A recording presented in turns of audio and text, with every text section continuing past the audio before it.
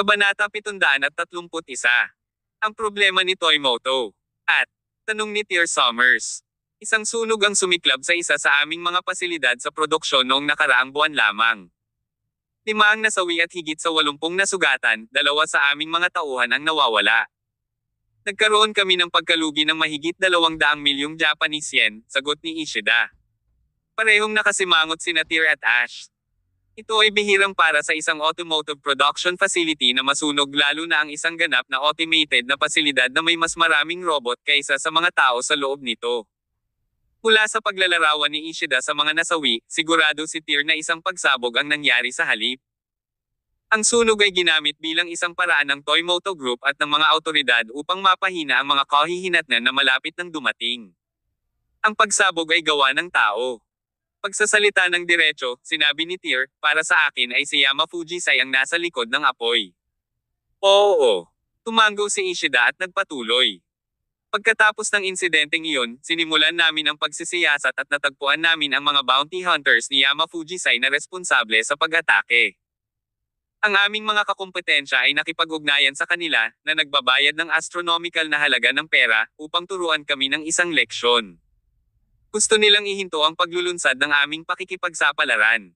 Gayunpaman, ang proyekto ay sinimulan ngayon, na ang ibig sabihin ay tumigil sa pagsasalita si Ishida dahil natatakot siya sa kung ano ang mangyayari. Huminga ng malalim si Tier. Ang mga mangangaso ng bounty ay ang pinakamasamang lugar na nagbebenta ng kanilang mga kaluluwa para sa may kintab na pang-akit ng pera.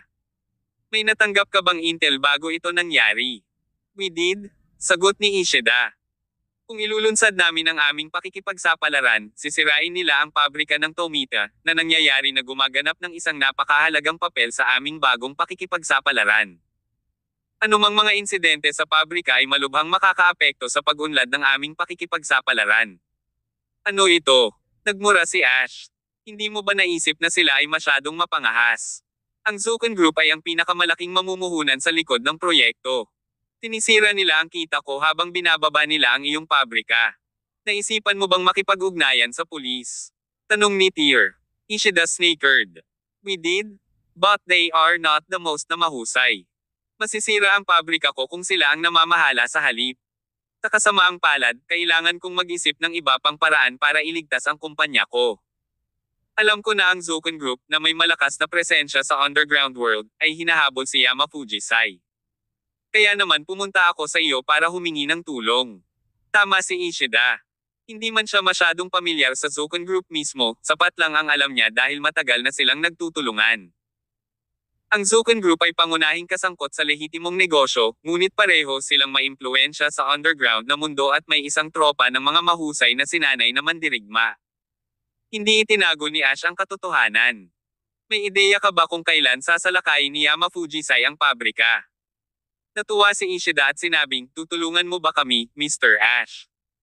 Tumingin si Ash kay Tier na nakangiting sumagot, we invested in your project, so it is also a case of helping ourselves. Kahit wala na, tutulong pa rin kami since may hinahanap din ako from Yama Fujisai.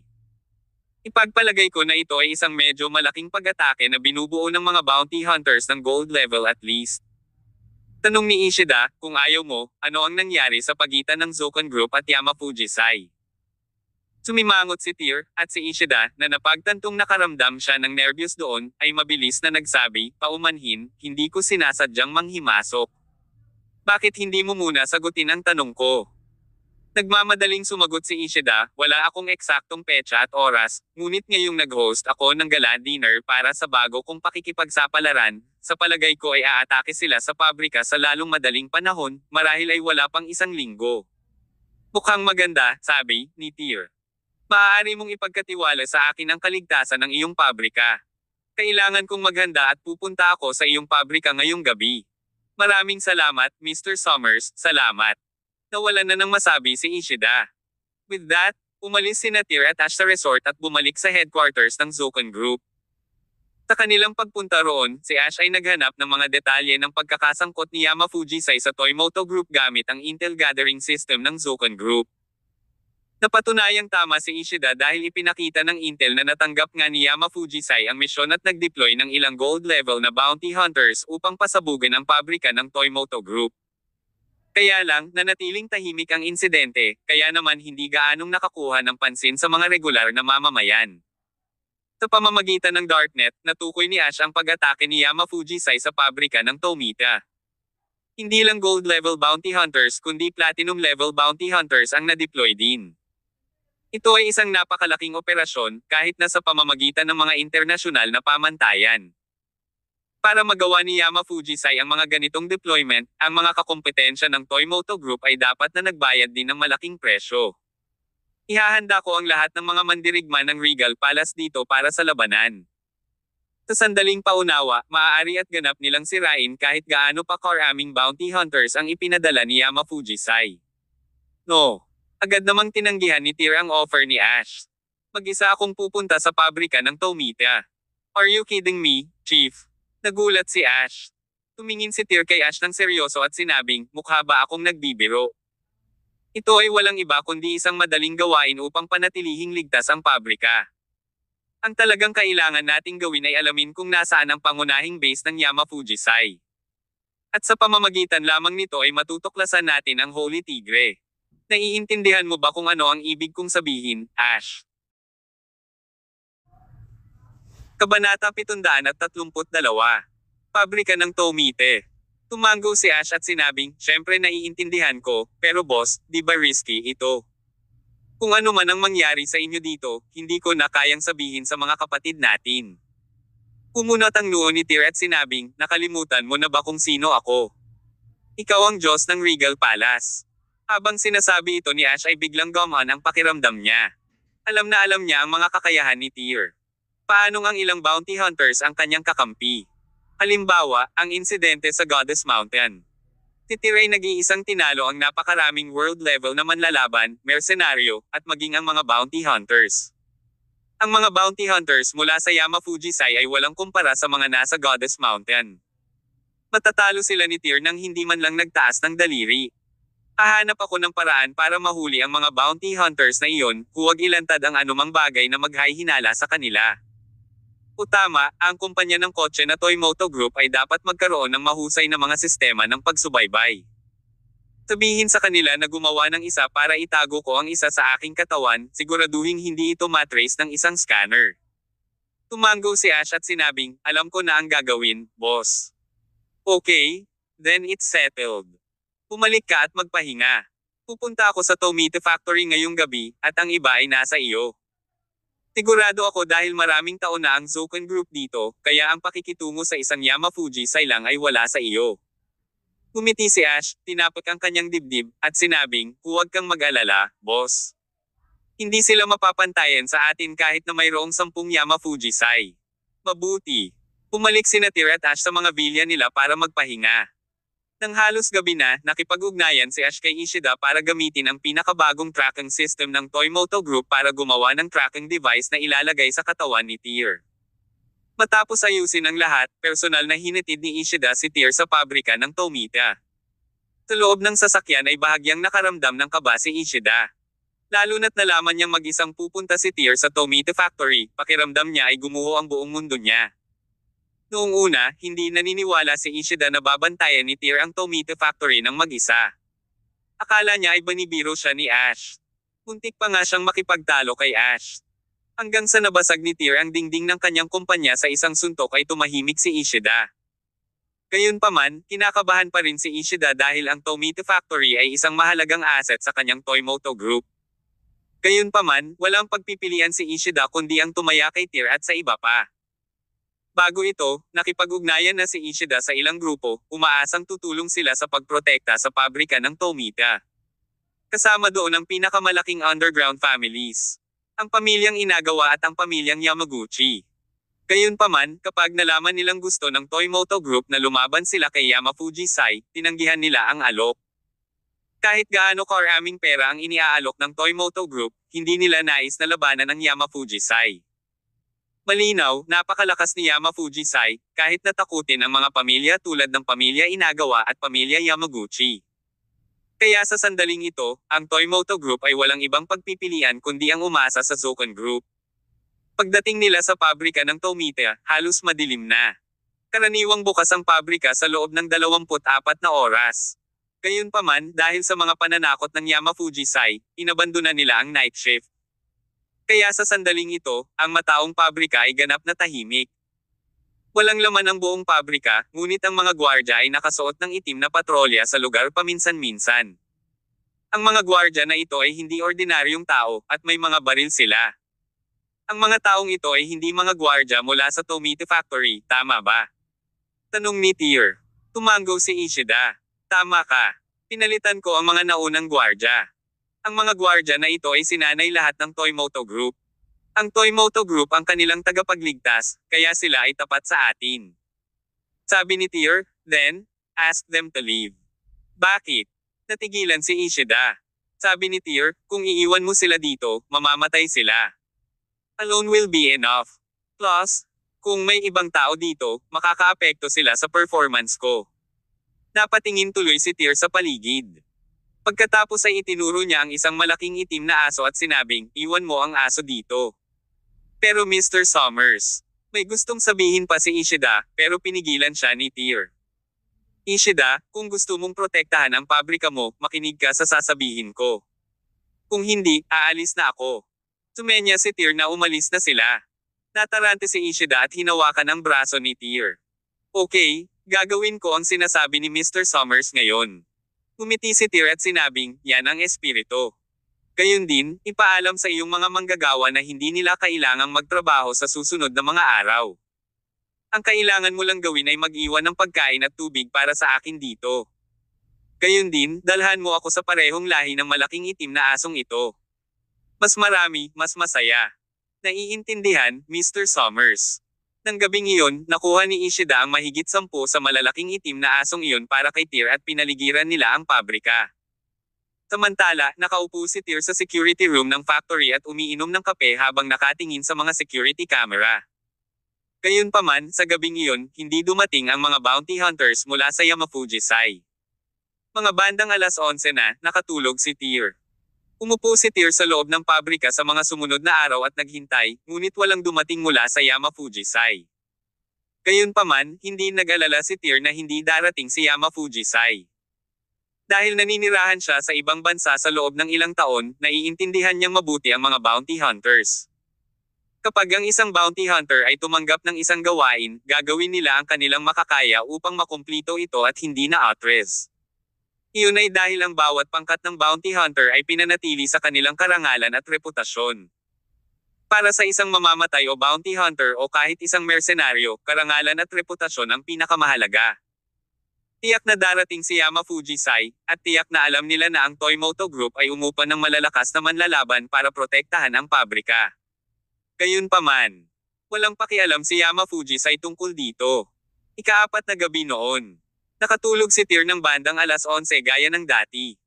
Biglang tumahol ang dalawang asong nagbabantay sa main gate kasunod ang ibang aso sa buong pabrika ay tumahol. Boof! Boof! Boof! Kabanata 733. Mga bounty hunters ni Yamafujisai. Sa isang iglap na puno ng tahol ng mga aso ang hangin sa paligid ng pabrika. Ito ang dahilan kung bakit pinaalis ni Tear ang lahat sa pabrika at kumuha ng isang grupo ng mga aso. Ang mga asong ito ay mas kapaki-pakinabang kaysa sa anumang mga sirena ng seguridad. Agad namang nagmulat ng mata si Tear na nakatulog at bumangon sa kama. Umisi siya at mukhang nasiyahan. Nandito na sila sa wakas. Mabilis siyang pumunta sa security room at tumingin sa camera na nakaharap sa pangunahing gate. Dalawang itim na sasakyan ang papalapit. Matapos huminto ang dalawang sasakyan, isang baril ang nakitang bumubulusok mula sa isa sa mga sasakyan sa security camera sa main gate at binaril ang dalawang aso doon. Hehe. Tumawa si Tear, saka siya lumabas ng security room at pumunta sa main door ng factory. Sa sandaling ito, huminto ang dalawang sasakyan sa harap ng pangunahing pinto ng pabrika. Bumukas ang mga pinto ng mga sasakyan, at humigit kumulang 7 figure ang lumabas sa kotse. Lahat sila ay nakasuot ng itim at nakasuot ng itim na maskara. Ang estilo ng pananamit nila ay katulad ng mga riot dito.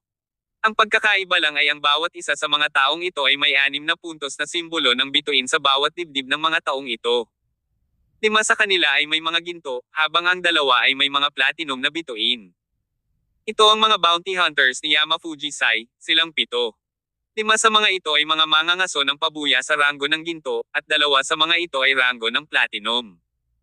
Dahil ang isang bounty hunter group ay nagpadala ng ganoong line-up, ipinakita nito kung gaano kahalaga ang misyon na ito.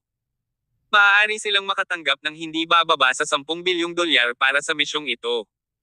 Ito ay isang malaking halaga ng pera. Bakit aso lang ang tumatahol, wala bang tao sa loob? Pumasok silang 7 sa pabrika at tumingin sa paligid. Hindi nila maiwasang magsalita. Tiyak na nakuha ni Toymoto ang balita, kaya pinaalis nila ang lahat sa pabrika. Ang isa sa mga gold rank bounty hunters ay tumingin sa paligid ng buong alerto at nagsabi, mag-ingat ka. Baka may ambush dito o kahit isang sniper. Ahaha, huwag kang mag-alala. Tumawa ang isa pang gold rank bounty hunter at sinabing, tiningnan ko na ang lahat ng matataas na lugar sa pabrika. May nakita akong hidden sniper kung meron. Walang mga sniper. Ang Toymoto group na ito ay talagang hindi natatakot. Tinuruan na namin sila ng leksyon noong nakaraan. Hindi ko inasahan na patuloy nilang i-pressure ang proyektong iyon. Hindi nila tayo iginagalang, Yamafuji-sai. Stop talking nonsense. Bilisan natin, tapusin na natin ang misyon at umuwi na tayo para matulog. Ang 7 sa kanila ay may hawak na itim na kahon. May mga tunog na nagmumula sa kahon. Pagkatapos, naghiwalay silang 7 at naglakad sa magkaibang direksyon sa pabrika. Kitang-kita ng mga bomba ang nasa loob ng mga kahon. Mabilis silang 7. Sa loob ng ilang minuto, nailagay na nila ang mga bomba sa mga pangunahing lugar ng pabrika. Siyempre, naging maingat at maingat din sila sa proseso. Gayunpaman, pagkatapos nilang makumpirma na walang mga sniper dito, hindi na sila nakakaramdam ng anumang pressure. Sa mga bounty hunters na ito, hanggat walang sniper, madali nilang mahawakan ang anumang pananambang. Pagkaraan ng ilang minuto, inilagay na ng 7 sa kanila ang mga bomba sa paligid ng pabrika at bumalik na sila sa harapan ng pabrika. Pakiramdam ko, napakadali ng 10 bilyong dolyar na ito. Natupad ang misyon. Matapos itakda ang mga bomba sa lugar, ang mga mangangaso ng pabuya sa ranggo ng ginto ay nakaramdam ng ginhawa. Sinabi ng isa sa mga mangangaso ng pabuya ng gold rank, ang ating pangunahing layunin ng misyon na ito ay takutin ang Toymoto Group. Ipapaalam natin sa kanila kung gaano tayo kalakas para sumuko na sila sa proyektong iyon. Pagkatapos nating bombahin ang Tomite Factory, kung tatanggi ang Toymoto Group na sumuko, mahihirapan tayong magpatuloy. Ang isa pang gold rank bounty hunter pagkatapos ay nagsabi, kung tumanggi silang sumuko, ano ang susunod nating gagawin? Huminga ng malalim ang isa sa mga mangangaso ng bounty rank ng platinum at sinabing, kung gayon, ang susunod na hakbang ay ang pag-atake sa punong tanggapan ng Toymoto Group. Ito ay isang marahas at napakatapang na desisyon. Nais ng taong nasa likod ng Yamafuji-sai na ganap na isuko ng Toymoto Group ang proyekto at bigyan si Yamafuji-sai ng budget na 10 bilyong dolyar upang kumuha ng mga bounty hunters. Wala silang pakialam sa proseso. Gusto lang nila ang resulta. Noong una, pinasabog na ni Yamafuji-sai ang isa sa mga pabrika ng Toymoto Group, ngunit hindi sila nagbunga. Kaya naman ngayon ay pasabugan na nila ang pabrika ng Tomite. Gayunpaman, kung hindi pa rin susuko ang Toymoto Group, ang susunod na magagawa nila ay ang pag-atake sa kanilang punong tanggapan, na isang nakatutuwang hakbang na gagawin. Gayunpaman, kung sasalakayin ni Yamafuji-sai ang punong tanggapan ng Toymoto Group, lilikha ito ng makabuluhang epekto. Sa makatuwid, ito ay isang sugal kay Yamafuji-sai. Kung, pagkatapos nito, ang Toymoto Group ay nagbunga, kung gayon ang kanilang pera ay magiging sulit. Gayunpaman, kung hindi sila magbubunga, magiging mahirap para kay Yamafuji-sai na makitungo sa negosyo. Isa sa mga platinum rank bounty hunter ay naglabas ng isang maliit na remote. Huminga siya ng malalim at sinabing, I will now activate the bombs. Matapos masira ang pabrika ng Tomite, hindi ako naniniwala na kaya ng Toymoto Group ang pressure na ito. Pakiramdam ko may hindi tama. Sa sandaling ito, sinabi ng isa pang bounty hunter, dahil alam ng Toymoto Group na bombahin natin ang kanilang pabrika, hindi ba sila kukuha ng mga tao para protektahan ito? Ngunit bakit sa halip ay pinaalis nila ang lahat? At saka, hindi ba sila gagawa ng police report? Kami, si Yamafuji-sai, ay nagpadala ng napakaraming tao upang labanan ang mga pulis. Pero wala man lang mga pulis dito. This is too suspicious. Hehe. Natakot siguro sila. Ang mga bounty hunters ng platinum rank ay tumawa at sinabing, ang Yamafuji-sai ay isa sa pinakamalaking grupo ng bounty hunter dito.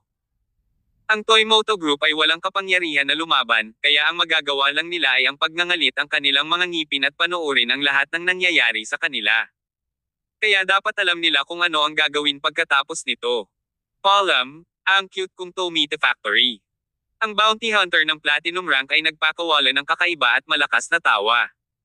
Pagkatapos ay pinindot niya ang button sa remote. Gayunpaman, madilim pa rin ang kalangitan. Hindi dumating ang pagsabog na kanilang inaasahan. Ang lugar ay pareho pa rin noong una silang dumating. Walang tao sa paligid maliban sa mga tumatahol na aso. Anong nangyayari? Natigilan ang lahat. Bigla silang nakaramdam ng pagkabalisa na gumagapang sa kanila. Kabanata 734. Ikaw ang masama. Bakit hindi gumagana? Ang Platinum rank bounty hunter ay galit na pinindot ang button sa remote, ngunit ang resulta ay pareho. Kahit gaano pa niya itinulak ang controller, buo pa rin ang pabrika. Biglang may narinig na tunog mula sa pabrika, at may nakitang taong naglalakad palabas mula sa dilim. Ang taong ito ay walang iba kundi si Tyr. Wala nang saysay na sayangin ang iyong lakas, mga dayuhan. Tinasarmahan ko na ang lahat ng bomba. Napatingin ang lahat sa direksyon ni Tyr. Naghinala sila sa kanya. Sino ka? Naglakad ang Platinum rank bounty hunter patungo sa Tyr. Halatang galit ang boses niya. Hindi mo ba naisip na kakaiba na walang tao dito kahit alam ng Toymoto Group na susubukan mong bombahin ang kanilang pabrika? Naniniwala ba kayo na dahil makapangyarihan si Yamafujisai, lahat ay matatakot sa inyo? Siyempre, tinanggap ako ng Toymoto Group para makipagdeal sa inyo. Baka, isa sa mga gold rank bounty hunters ang sumumpa kay Tyr. Pagkatapos ay naglabas siya ng kutsilyo at sumugod kay Tyr. Siya ay napakabilis. Sa isang kisap mata, nasa harapan na niya si Tyr. Gayunpaman, bago pa man niya maatake si Tyr gamit ang kanyang kutsilyo, nawala na si Tyr sa kanyang paningin. Tanging gold rank, hindi interesado. Narinig ang boses ni Tyr sa tabi ng tainga ng gold hunter. Nakaramdam siya ng pagkamanhid. Boses lang iyon ni Tyr pero wala na siya. Bago pa man siya makapag-react ay may narinig siyang katok sa leeg niya. Pagkatapos ay nahulog siya sa lupa, at ang kutsilyo sa kanyang kamay ay nasa mga kamay ni Tyr. Ang isang gold rank bounty hunter ay itinuturing na isang napakalakas na ranggo sa buong bansa.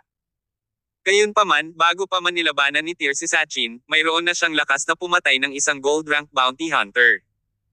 Samantala, pagkatapos ng pakikipaglaban kay Sachin, ang lakas ng pakikipaglaban ni Tyr ay tumaas ng malaki, kaya ang sinumang mangangaso ng bounty na ranggo ng ginto ay wala sa paningin ni Tyr. Paalisin mo siya. Ang iba pang 6 na bounty hunters ay agad na pumwesto sa labanan at inihanda ang kanilang mga pag-atake patungo sa Tyr. Sa dilim ng gabi, naririnig ang mga tunog ng pag-aaway. Gayunpaman, gaano man kalakas ang mga tunog, hindi makuha ng mga security camera na nakapaligid sa kanila ang kanilang mga galaw. Siyempre, ang sandali na makita ng mga kamera ang tao ay noong natalo at napatay sila ni Tyr. Wala pang isang minuto, natalo ni Tyr ang natitirang 6 na bounty hunters, 4 na gold rank, at 2 platinum rank. Ang lakas ni Tyr ay masasabing nakakatakot at nakakaimposible. Gayunpaman, hindi lahat sila pinatay ni Tyr. Matapos niyang patayin ang 2 sa mga mangangaso ng bounty, ang 2 pang mangangaso ng ranggo ng ginto, at 2 mangangaso ng ranggo ng platinum ay naiwan na buhay. Buti na lang natama ni Tyr ang vital parts nila na nagpamanhid ng muscles na naging dahilan para mapahigis sila sa lupa na parang patay na aso na puno ng takot ang mukha. Kami ang bounty hunters ni Yamafujisai, gusto mo bang gawin mong mga kaaway mo si Yamafujisai? Gusto ng isa sa mga mangangaso ng pabuya ng gold rank kay Tyr kay Yamafujisai. Umunat ang noo ni Tyr at sinaksak siya. Hindi na kailangang sabihin, ang mangangaso na ito ay duguan sa lugar. Ang iba pang 3 hunters ay lumiit ang kanilang mata at hindi nang ahas na magsalita. Ngayon, kapag tinatanong kita, sasagutin mo ang tanong ko, sabi ni Tyr. Pagkatapos ay itinutok niya ang kutsilyo sa isa sa leeg ng bounty hunter. Dahil platinum rank ka, sasagutin mo ako.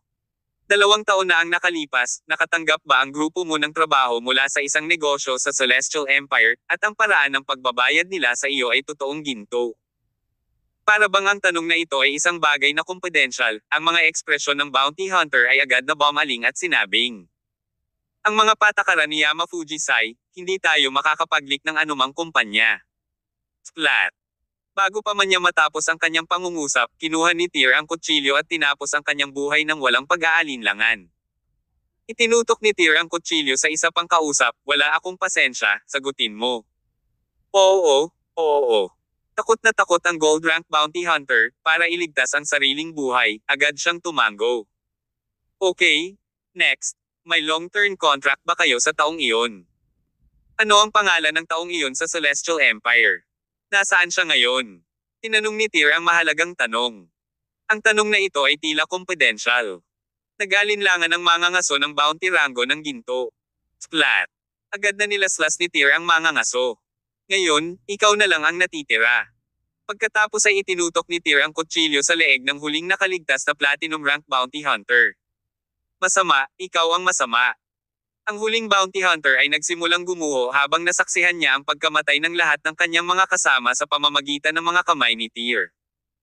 Halos 20 taon na siyang bounty hunter, maraming hirap ang naranasan niya, pero mas kinilabutan siya kay Tyr.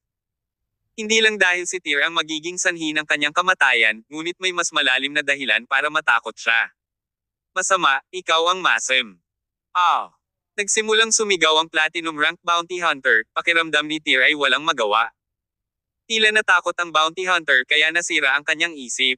Sayang naman. Mukhang wala nang saysay na magtanong pa, sabi ni Tyr. Muli niyang itinaas ang kanyang kutsilyo. Gayunpaman, ayaw niyang patayin ang bounty hunter na ito dahil sa 7 dumating, siya na lang ang natitira. Kung papatayin niya siya, tapos mag-aaksaya siya ng oras nitong mga nakaraang araw. Gusto lang niyang takutin ang lalaki. Habang itinataas ni Tyr ang kanyang kutsilyo, may static na tunog na nagmumula sa kanyang katawan. Iyon ang tunog na ginawa mula sa isang walkie-talkie kapag walang signal.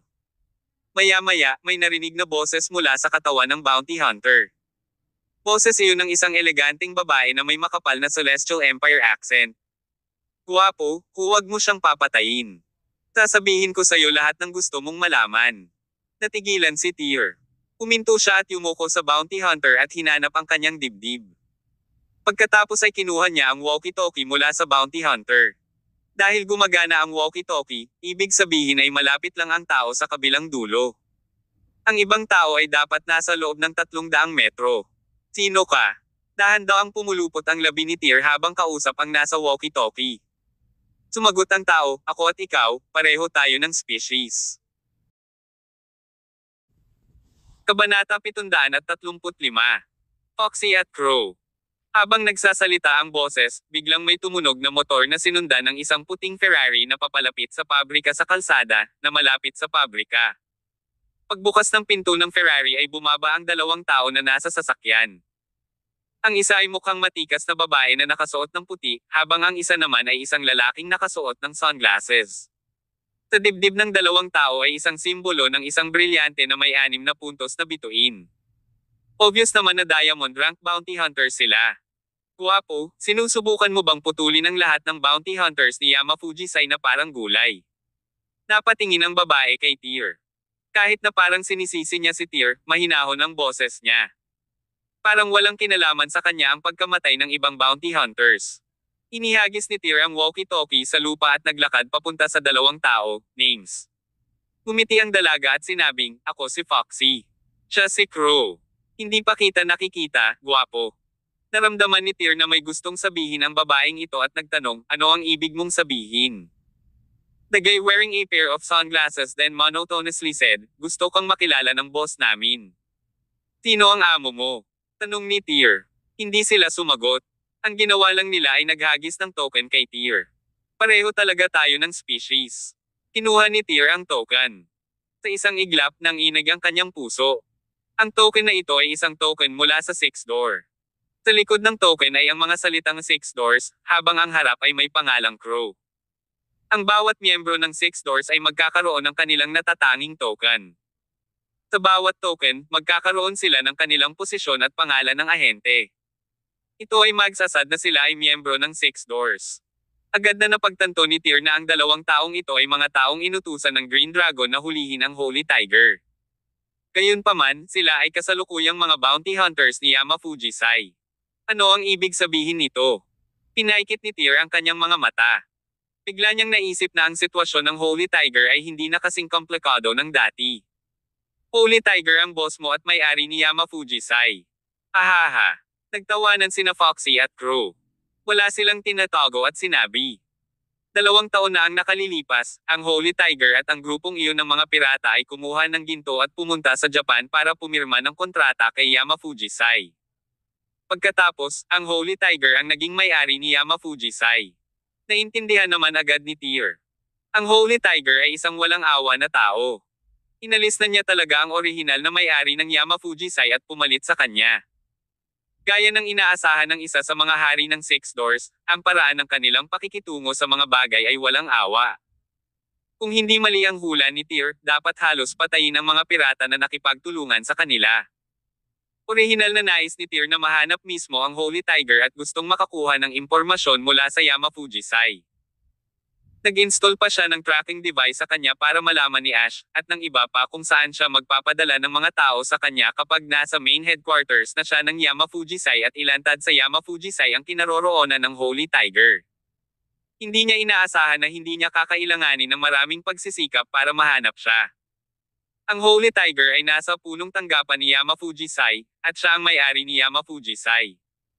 Lalo na ngayong dumating siya para hanapin si Tear at nalaman ni Tear kung bakit kay Foxy at Crow. Since you guys know who I am, you guys should know why I am here. Hindi ba natatakot si Holy Tiger na ilantad ko ang posisyon niya? Tanong ni Tear. Hehe, kagaya mo rin kami dati. Itigil na natin ang walang kwentang daldalan, sumakay ka na. Itinaas ni Foxy ang isang eleganteng, patas na daliri at itinuro ang kotse kung saan ginamit ng mga bounty hunters at sinabing, sundan mo kami. Okay. Agad na tinungo ni Tear ang sasakyan. Samantala, naglakad si Crow patungo sa nakaligtas na platinum rank bounty hunter. Tinulungan niya itong tumayo at umiling habang sinasabing, nakakahiya ka. Mr. Crow? Ako. Don't say a word. Take care of this place yourself. Patay ka kung masama ang loob ng amo. Hindi na tumingin si Crow sa bounty hunter na iyon. Tumalikod siya at sinundan si Foxy sa kanilang sasakyan. Pagsakay nila sa sasakyan, tumingin si Crow kay Tear sabay ngiti, para sagutin ang tanong mo, hindi kami natatakot na ilantad mo ang posisyon niya. Yan kasi kung hindi ka pumayag sa mga hiling ng amo, mamamatay ka. Hihihi. Tumawa si Crow. Samantala, napabuntong hininga si Tear, talaga. Sinundan ni Tear ang puting Ferrari at nawala sa gabi. Bagamat nagbago ang sitwasyon, si Tear at ang iba ay nasa tamang landas pa rin ng kanilang mga plano. Simula pa lang, gusto na ni Tear na gamitin ang tracking device para payagan si Ash at ang iba pa na sundan sila sa pangunahing punong tanggapan ng Yama Fujisai. Ang pinagkaiba lang ay kung alam ni Tear na ganito ang kalalabasan, ginamit na lang niya ang GPS ng kanyang telepono sa halip na mag-install sa kanya ng isang mahirap na tracking device. Dahil ang kalaban ay nangahas na dalhin si Tear sa pangunahing punong tanggapan ng Yama Fujisai, nangangahulugan ito na ang banal na tigre ay tiwala na walang sino man ang makakalaban sa kanya. Sa katotohanan, ito ay normal. Ang Yama Fujisai ay mabilis at tuloy-tuloy na umunlad sa nakalipas na 2 taon. Naglakas loob silang gampanan ang anumang gawaing ibinigay sa kanila. Ito ay malupit na gawain. Habang nagmamaneho si Tear sa likod ng puting Ferrari, natanggap ni Ash at ng iba pa ang signal ng tracking device ni Tear. Matapos matanggap ang signal, hindi sila nagdalawang isip at agad na dinala ang bawat resource na mayroon ng Zoken Group at nagtungo sa main headquarters ng Yama Fujisai. Ito ay mga 200 kilometro mula sa pabrika ng Tomita hanggang sa punong tanggapan ng Yama Fujisai. Iyon ay halos 2 oras na biyahe. Nang makarating si Tear at ang iba sa kanilang destinasyon, 2:00 na ng madaling araw. Sa totoo lang, hindi talaga ito ang punong tanggapan ni Yama Fujisai kundi isang manor. Kahit hating gabi na, ang manor ay mayroon pa ring hindi mabilang na mga bodyguard na nagpapatrolya sa lugar. Sa asyenda, maliwanag pa rin ito sa liwanag. Kahit 2:00 na ng madaling araw, mukhang may dance party. Nagdaraos nga ng dance party ang manor. Puno ng ingay at musika ang lugar. Ang temperatura ay nasa ibaba na sa 0 ngunit hindi maalis ang init mula sa dance party. Ang mga grupo ng mga lalaki at babae ay nagsasayaw sa pangunahing bulwagan. Ang buong lugar ay tila lasing ang sight. Hindi ito mukhang punong tanggapan ng bounty hunter. Parang nightclub. Kabanata 736. Holy Tiger. Laking gulat ni Tear habang nasasaksihan ang eksenang nasa harapan niya. Noong nasa ibang bansa siya, nakabisita na siya sa maraming bounty hunters headquarters, ngunit hindi pa siya nakakita ng ganito kahedonistic. Sa isip ni Tyr, ang mga taong ito ay parang retaliatory consumer group. Nangangahulugan ito na sila ay napakahirap noon, at kapag nakakuha sila ng pera, hindi nila maiwasang bilhin ang bawat magandang bagay na maaari nilang makuha. Mula sa mga badge na mayroon ng mga tao, nakikita niya na karamihan sa kanila ay mga bounty hunter ng Yamafujisai. Gayunpaman, sa parehong oras, ang ilang magagandang babae ay hindi bounty hunters, ngunit naramdaman ni Tyr na parang nakita niya sila sa isang lugar noon. Kung saan niya sila nakita noon, hindi niya maalala. Nagsalita tuloy si Foxy sa tenga ni Tyr, feeling mo familiar face sila diba? Ang babaeng iyon ay tinatawag na Judy Chan. Siguradong narinig mo na siya. Oh, nanginginig ang puso ni Tyr. No wonder naisip niya na parang pamilyar siya. Patuloy ni Foxy, lahat sila ay mga babaeng aliwin na kinuha ni Yamafujisai. Mayroon ding mga top class na pambansang modelo. Maaari kang magsaya sa kanila. Si Tyr ang may-ari ng Regal Palace. Nakita na niya lahat ng mga babae dati. Bakit siya magiging interesado sa mga ito? Nasaan ang amo mo? Diretsyong tanong ni Tyr. Sa sandaling ito, sa ikalawang palapag ng manor, isang boses ang narinig. Lahat ay huminto. Nang magsalita ang boses, biglang tumahimik ang lugar. Sa ikalawang palapag, isang lalaking nasa katanghaliang gulang ang nakasuot ng puting damit na may puting buhok. May iba't ibang uri ng jade sa kanyang mga daliri. Mukha siyang halos 40 taong gulang na. Naglabas siya ng malakas na aura. May dalawang magagandang babae sa yakap niya habang may hawak siyang sigarilyo sa kanyang kamay. Banal na tigre. Nakita na ni Tyr ang larawan ni Holy Tiger noon, kaya agad niya itong nakilala. Gayunpaman, sa pagitan ng banal na tigre sa mga larawan at totoong buhay, may mga makabuluhang pagkakaiba. Si Holy Tiger noon ay isang simpleng tao at may mababang aura sa paligid. Gayunpaman, ang kasalukuyang Holy Tiger ay parang isang nouveau-riche. Maligayang pagdating sa aking Holy Tiger, malaking magsasaka. Iniunat ni Holy Tiger ang kanyang mga kamay patungo kay Tyr at tumawa. Pagkatapos ay binato niya ng sigarilyo si Tyr. Tinalo ni Tyr ang sigarilyo gamit ang isang kamay. Ito ay isang mataas na kalidad na sigarilyo. Pinaikit ni Tyr ang kanyang mga mata at tumingin kay Holy Tiger habang pababa ng hagdan na may dalawang babae sa kanyang mga braso. Mahirap paniwalaan na ang lalaking ito ay isa sa mga hari ng Six Doors. Lahat ay umalis. Utos ni Foxy at Crow, biglang naging bakante at tahimik ang mataong hall. Bumaba si Holy Tiger at umupo sa marangya at mamahaling sofa kasama ang dalawang babae sa kanyang yakap. Sa dalawang braso ng sofa ay may kakaiba, may 8 bungo ng tao. Paano kita haharapin? Napangiti si Holy Tiger habang nakatingin kay Tyr at nagtanong. Diretsyong sagot ni Tyr, Tyr Summers.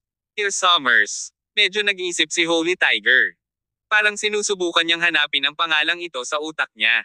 Pagkatapos ay sinabi niya, hindi ko pa narinig ang pangalan mo sa Six Doors. Bago ka ba? Oo. Tumango si Tyr, sumali lang ako. Hindi pa sila gumagawa ng token para sa akin. Hahaha. Tumawa ang Holy Tiger at sinabing, mukhang mataas ang inaasahan sa iyo ng Six Doors. Kakasali mo pa lang, at binibigyan ka na ng ganoong mahahalagang gawain. Hindi ko alam kung dapat kitang purihin o saktan. Tyr, kilala mo ba kung sino ako? Ikaw ay Holy Tiger. Sumagot si Tyr at nagsabi, isa sa 4 na hari ng Six Doors na namamahala sa Hilaga. Mga 2 taon na ang nakalipas, may lumitaw na mga pirata, at ikaw ang naatasang talunin sila at pigilan ang anumang pag-atake ng mga pirata. Gayunpaman, ang ginawa mo ay nakipag-ugnayan sa mga pirata at pinaalis ang iyong mga tao. Pagkatapos ay kinuha mo ang ginto at tumakbo upang lumikha ng iyong lugar. Talagang naglakas loob kang patayin ang iyong mga tao ng walang awa. Isipin mo kung gaano karaming mga kapatid ang handang magsakripisyo para sa iyo. Ang sinabi ni Tyr ay hindi nakaabala sa Holy Tiger. Umiti siya at sinabing, binigyan ko sila ng pagkakataon na makipagtulungan sa akin, ngunit tumanggi sila, kaya pinaalis ko sila. Hindi mo ako masisisi. Pagkatapos ay ipinalakpak ng Holy Tiger ang kanyang mga kamay, at isang Yamafujisai bounty hunter ang lumakad na may hawak na isang itim na kahon. Bumukas ang kahon at puno ng mga banknotes. Ano ito? Pinaikit ni Tyr ang kanyang mga mata. Tumayo si Holy Tiger at huminga ng kaunti sa kanyang sigarilyo at sinabing, "Tear, mula nang malaman mo ang tungkol sa mga bounty hunters mula kay Yamafuji-sai, alam kong isa kang mandirigma na ipinadala ng Six Doors para mahuli ako. Sa 2 taon na ito, ikaw ang ika-13 tao na ipinadala ng Six Doors. Hindi ko alam ang sitwasyon sa pananalapi ng Six Doors sa kasalukuyan, ngunit alam ko na noong isa ako sa mga hari sa Six Doors, kasama ang mga tip at insurance bawat taon, makakakuha ako ng humigit kumulang 800,000 dolyar. At para sa 800,000 dolyar na iyon, kinailangan kong ipagsapalaran ang aking buhay upang makuha ito. Ang isang miyembro na tulad mo ay dapat lamang makakuha ng mas mababa sa 300,000 dolyar sa isang taon sa kabuuan.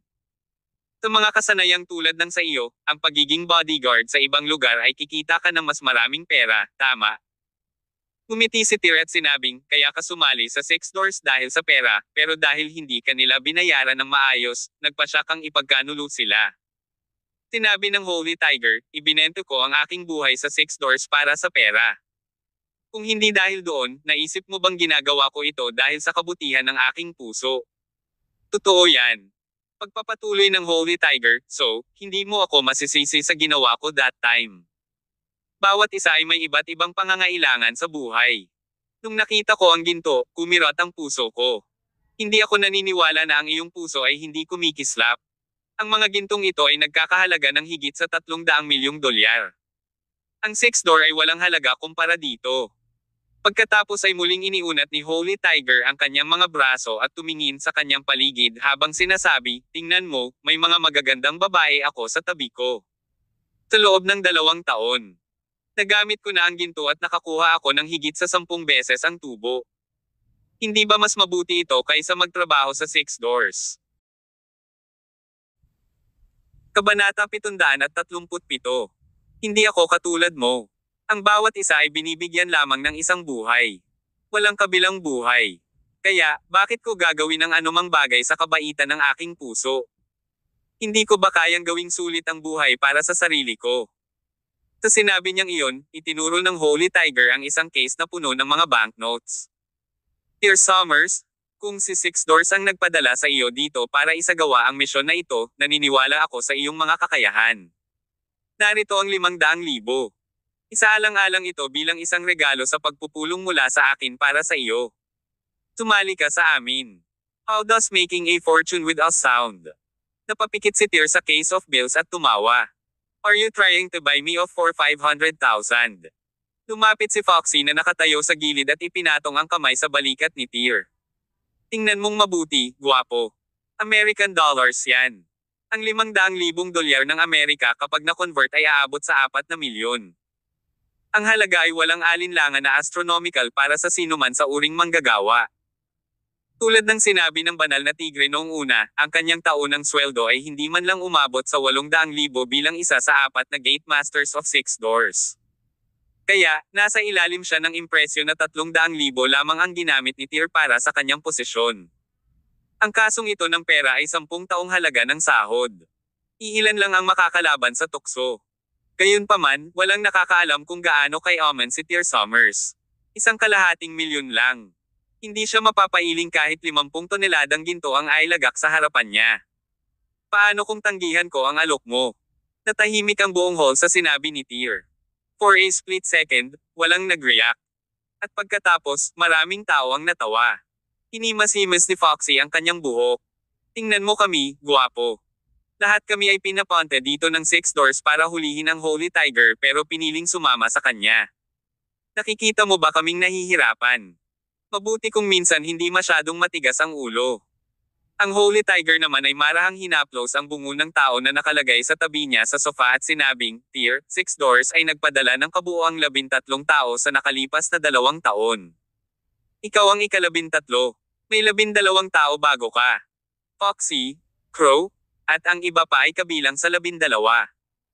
Kasama nila, 5 ang napiling sumama sa akin, naiwan ang 7, na, tulad mo, ay tinanggihan ako sa ngalan ng tinatawag na katwiran. Alam mo ba kung anong nangyari sa kanila?" Natawa si Holy Tiger. "Well, tumpok na sila ng mga bungo ng tao ngayon. Tingnan mo, nasa tabi sila ng sofa ko. Gusto mo bang humantong sa ganito?" Kumunot ang noo ni Tyr.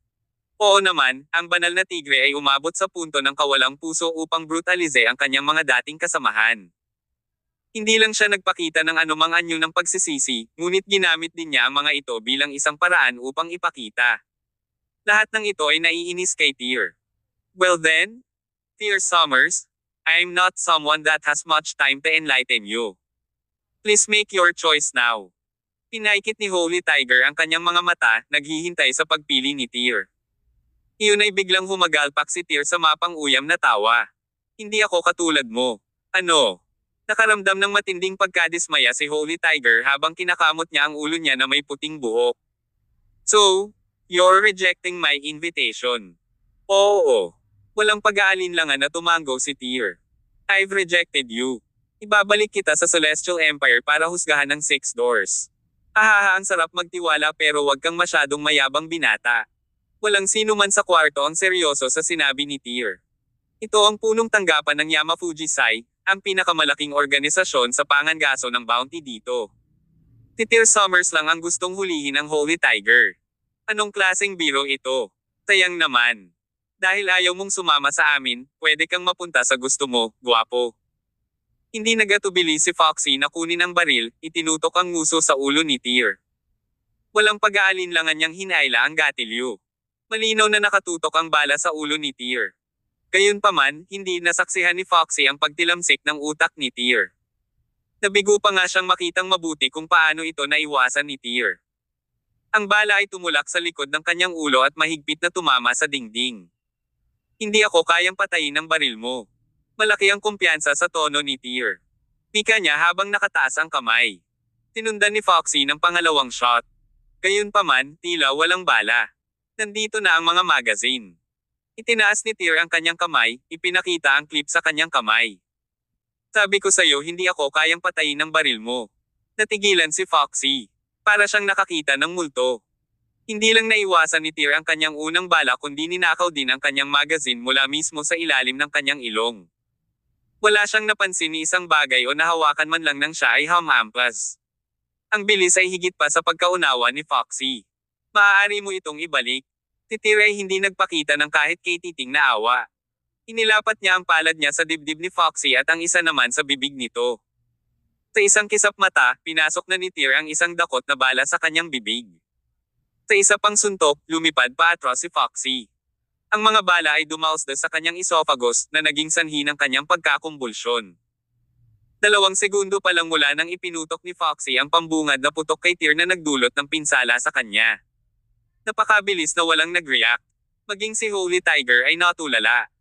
Siya ay hindi mapaniniwalaan o kapanipaniwala kanina lamang. Gayunpaman, naramdaman na niya ngayon ang matinding banta na dumarating sa kanya. Matagal-tagal na rin mula nang makaramdam siya ng ganoong klase. Si Foxy ay isa sa mga ekspertong ipinadala ng Six Doors upang makuha ang banal na tigre.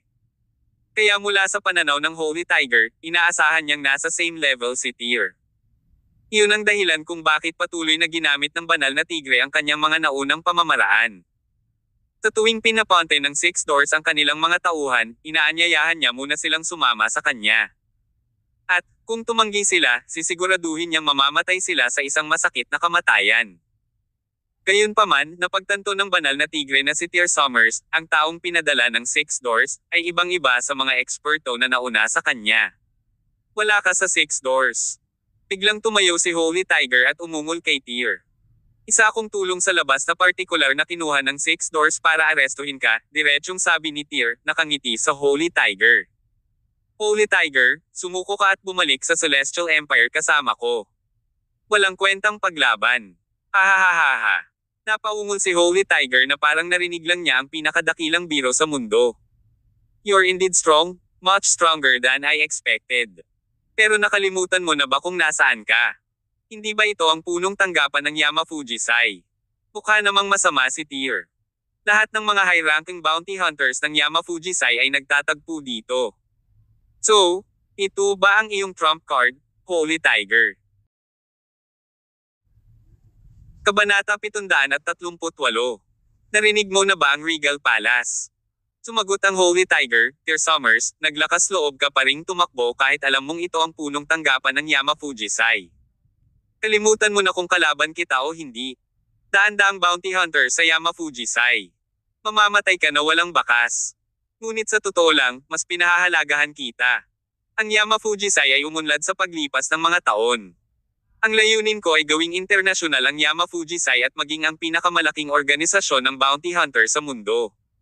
Nakikiusap ako sa iyo na muling isaalang-alang, Dear Summers. Pinahahalagahan ko ang lakas mo. Paano ito? Pagdating ng panahon, sa akin mo lang ako sasagutin. Sumagot ka. Ahaha. Umagalpak ng tawa si Dear Summers. Tumawa siya ng malakas na nagsimulang maiyak. Matapos ang tawanan ay naging malungkot ang ekspresyon ni Dear.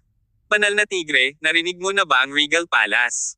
Regal Palace. Bumilis ang tibok ng puso ni Holy Tiger. Bago siya magkaroon ng oras para magtanong pa, nagpatuloy si Tyr, mula sa sandaling ito, tatanggalin na ang pangalan ni Yamafujisai sa mga aklat. Ano? Boom! Maya-maya pa, isang malakas na kalabog ang narinig mula sa labas ng bulwagan. Parang nanginig ang buong pasilidad. Kaagad pagkatapos, narinig ang sunod-sunod na putok ng baril. Sa pasukan ng manor, 12 ng mga itim na SUV ang dumurog sa panlabas na bakal na guardrail at bumagsak na parang mga balang. Isang grupo ng mga bounty hunters ni Yamafujisai ang sumugod upang pigilan sila sa gulat, ngunit sinalubong sila ng isang rocket. Kaagad pagkatapos, umalangaw-ngaw ang matinding putok, at nakipagbarilan ang magkabilang panig. Dumating si Ash kasama ang elite ng Zuken Group. Mayroong halos 100 tao, at lahat sila ay hindi lamang mga subordinate na sumunod kay Ash sa loob ng maraming taon, ngunit sila rin ang ganap na pinakamahusay sa Regal Palace. Ang bawat isa sa kanila ay lumahok sa tunggalian hanggang kamatayan laban kay Shadow Totem noong araw. Hindi pagmamalabos na ilarawan sila bilang bumangon mula sa mga patay. Bumukas ang pinto ng kotse, at bumaba si Ash kasama ang mga eksperto mula sa Zuken Group at nakipagbarilan sa mga bounty hunters ng Yamafujisai. Ang labanan ay tumagal ng ilang minuto. Nang maubusan ng bala ang magkabilang panig, itinapon nila ang mga baril sa kanilang mga kamay at binawi ang kanilang mga sandata. Mga kapatid, haharapin ni Yamafujisai ang pagkamatay nito ngayon. Patayin silang lahat para sa akin. Isinuot ni Ash ang kanyang custom-made combat uniform ng karaniwang Japanese samurai attire, clogs, na may 3 espadang handa sa labanan na nakasabit sa kanyang baywang. Ang Santorio ang kakaibang battle technique ni Ash kung saan sabay-sabay siyang gumamit ng 3 katanas. Sa tabi ni Ash ay nakatayo ang isang matipuno at pagalit na lalaki. Pinaputok niya ang rocket. Ang pangalan ng lalaking ito ay Yamamoto, ang pinakamahusay at pinakamagiting na pinuno ni Ash. Mahigit sa 100 eksperto mula sa Zuken Group ang nagpatayan, sa pangunguna ni Ash at Yamamoto. Mula sa loob ng manor, 12 ng mga tao na may hawak na santukan na mga sandata ang sumugod, na lahat ay ang pinakamalakas na bounty hunters ng Yamafujisai. Karamihan sa kanila ay gold-ranked at platinum-ranked bounty hunters. Isang malaking labanan ang malapit ng magaganap. Ang buong manor ay napuno ng matuwid na sigasig. Nagsabit si Ash ng 3 katana sa bewang niya. Sa sandaling sumugod ang 2 Yamafujisai bounty hunters, lumabas ang kanyang unang katana sa kaluban nito. Isang mahinang hajijek lamang ang maririnig, at sa malamig na kislap ng kanyang talam, agad na nagsimulang tumulo ang dugo mula sa isa sa mga leeg ng bounty hunter. Ang isa pang bounty hunter ay dumaikit sa kanyang lalamunan bago bumagsak sa lupa na may masakit na ekspresyon. Ang lakas ng pakikipaglaban na ito ay talagang walang kapares. Ang kanyang kalaban ay isang gold-ranked bounty hunter, at gayunpaman sa isang iglap na nakalabas na espada ni Ash, ang kanyang kalaban ay naputol. Itinaas niya ang kanyang talim at nagpadala ng senyales na umaban. Bago pa man makapag-react ang ibang bounty hunter, tumama na sa dibdib nila ang pangalawang talim ni Ash. Bagamat isang slash lamang, ang puwersa ay katumbas ng 1,000 pounds. Ang ikalawang bounty hunter ay pinalipad, ang kanyang dibdib ay sumabog. Si Yamamoto, nakatabi ni Ash, ay nagpakita rin ng makapangyarihang galing sa pakikipaglaban. Bagamat hindi siya isa sa 18 general ng Regal Palace, mas malakas ang kapangyarihang labanan ni Yamamoto kaysa sa ilan sa 18 general. Ang lalaking ito ay lumaban ng walang armas. Ang kanyang mga kamao ay ang kanyang pinakamahusay na mga kasangkapan. Sa isang mapangwasak na suntok, pinalipad ang isang matigas na gold-rank bounty hunter. Sa sandaling lumingon siya, nakita niya ang isang platinum-rank bounty hunter na sumusugod mula sa kanyang likuran upang magbigay ng isang nakamamatay na suntok. Ang isa pang lalaki ay naka-boxer get up. Mukha siyang puno ng explosive power. Ang lalaking ito ay maaaring maglabas ng kakaibang sa isang suntok. It's been a long time since I met someone who fights bare-handed. This gets my blood pumping. Ang mukha ng bounty hunter mula kay Yama Fujisai ay nagpakita ng matinding pananabik. Ito ay isang pagkakatulad ng malakas, lalo na kapag ang isang malakas ay nakatagpo ng isang katulad niya at kahit na may katulad na estilo ng pakikipaglaban. Ang mga hormone sa kanyang katawan ay walang alinlangan na tatakbo ng laganap. Ang mga malalakas ay aasahan ang pakikipaglaban sa kanilang kalaban. Papatayin niya ang kanyang kalaban o kaya ay bugbugin hanggang mamatay ng kabilang partido. Maganda ang laban natin. Hahaha. Ang Platinum Rank Bounty Hunter ay tumawa habang siya ay sumugod patungo kay Yamamoto. Pagkatapos ng maikling palitan, binato ng Bounty Hunter si Yamamoto ng kalahating dosenang suntok. Ang bawat isa noon ay malubha at may kakayahang ibagsak ang isang baka. Tuloy-tuloy na naiwasan ni Yamamoto ang pag-atake ng Bounty Hunter na may ranggo na Platinum, at pagkatapos ay sinamantala ang sandali nang umatras ang kanyang kalaban pagkatapos ng magkakasunod na galaw. Isang ungol ang umalangaw-ngaw mula sa bibig ni Yamamoto. Sa sobrang tumpak na suntok, tinamaan nito ng direkta sa dibdib ang Bounty Hunter na may ranggo na Platinum. Kahit na ang kanyang kalaban ay makapangyarihan sa pisikal at hindi itinapon sa hangin sa pamamagitan ng suntok ni Yamamoto, nagpakawala pa rin siya ng isang mahinang ungol at nagambala. Kaagad pagkatapos, ang mga kamao ni Yamamoto ay bumagsak tulad ng malakas na ulan, na naging dahilan upang mapaatres ang Bounty Hunter. Matapos ang isang dosenang suntok, walang magawa ang Bounty Hunter na hawakan ang kanyang ulo gamit ang dalawang kamay, na pinuprotektahan ang kanyang pinakamahalagang bahagi. Si Yamamoto ay matagal nang naipadala sa siklab ng galit. Walang pattern sa kanyang mga galaw. Siya ay umasa lamang sa kanyang walang kapantay na lakas at paputok na barrage upang harapin ang Bounty Hunter. Sunod-sunod na suntok ang ibinato niya sa mga braso ng Bounty Hunter.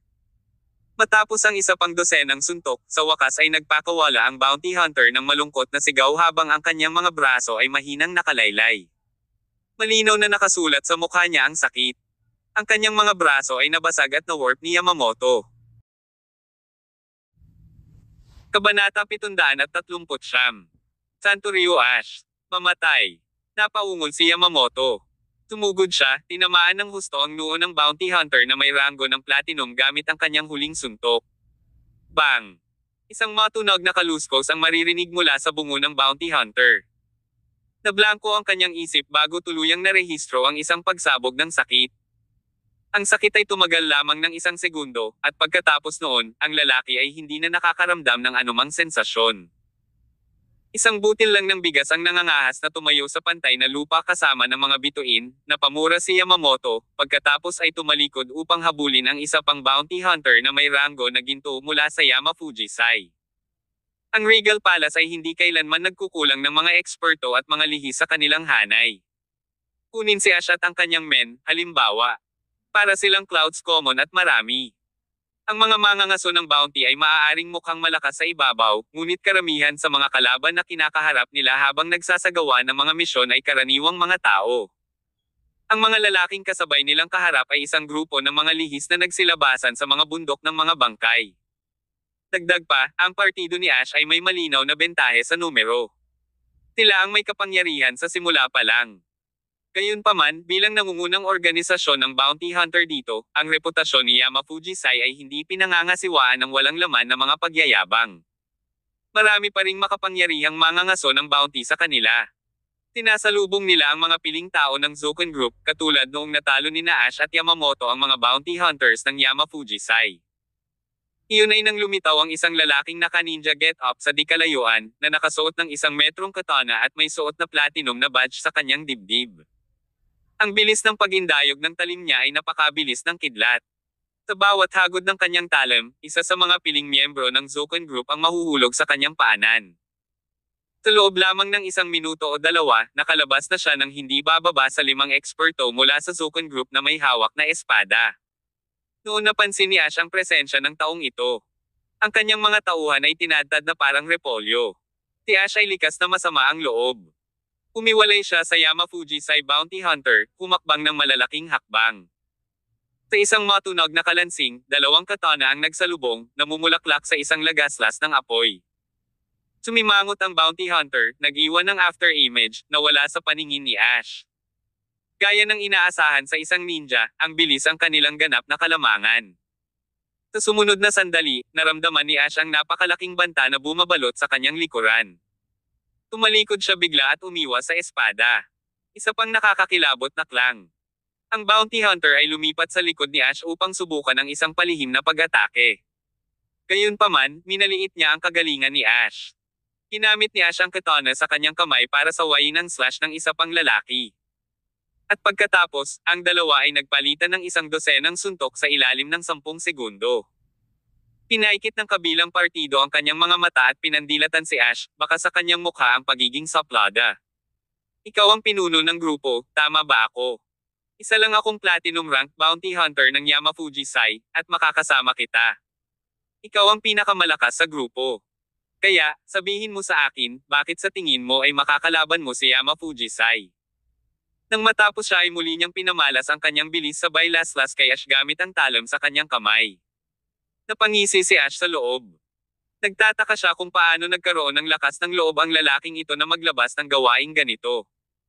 Itinaas niya ang kanyang espada at iniwas ang pag-atake ng mga bounty hunters.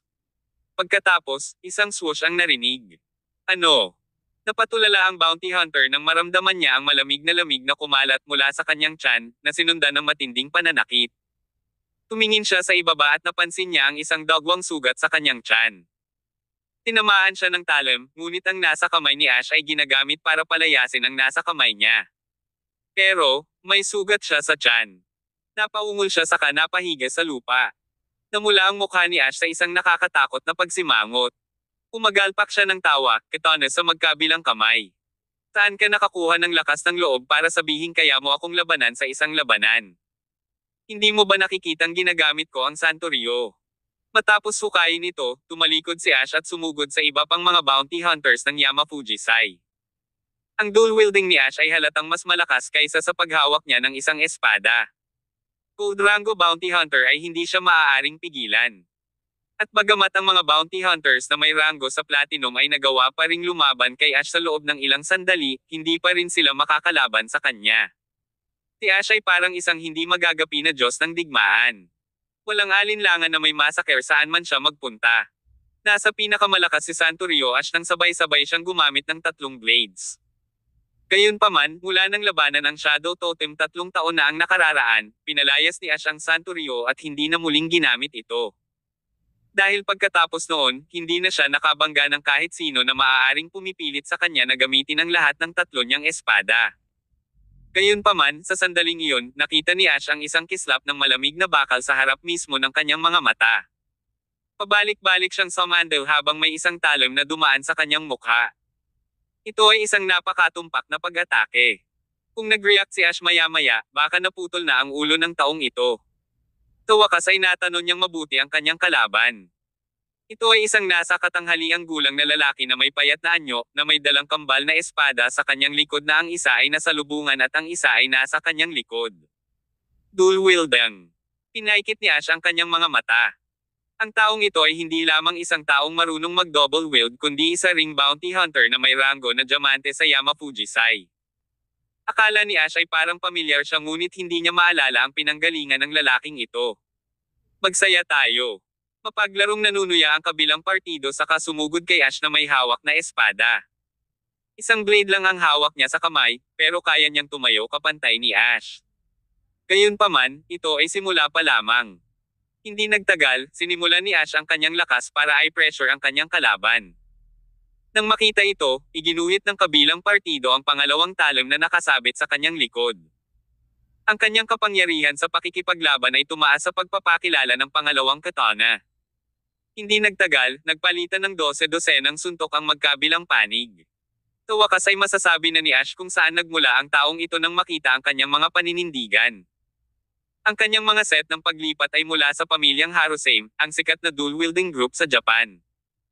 Naisagawa na ng taong ito ang paninindigan ng pamilyang Harusame sa antas ng pagiging perpekto.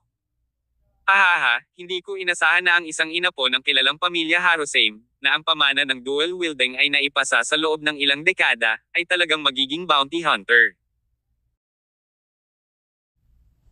Kabanata 740. Harusame. Ang mga mangangaso ng bounty ay itinuring na hindi marangal ng marami sa buong mundo dahil sila ay mga sakam na individual na gagawin ang lahat para sa pera. Ang pamilya Harusame ay talagang isang kasumpa-sumpa na pangalan. Hindi pagmamalabos na ilarawan ang kanyang pamilya bilang lubos na iginagalang. Ang master ng kendo ng pamilya, si Kenzo Harusame, ay isang kilalang eskrimador. May mga chismis din na sa susunod na 10 taon, si Kenzo ay magiging isa sa mga susunod na henerasyon ng espada.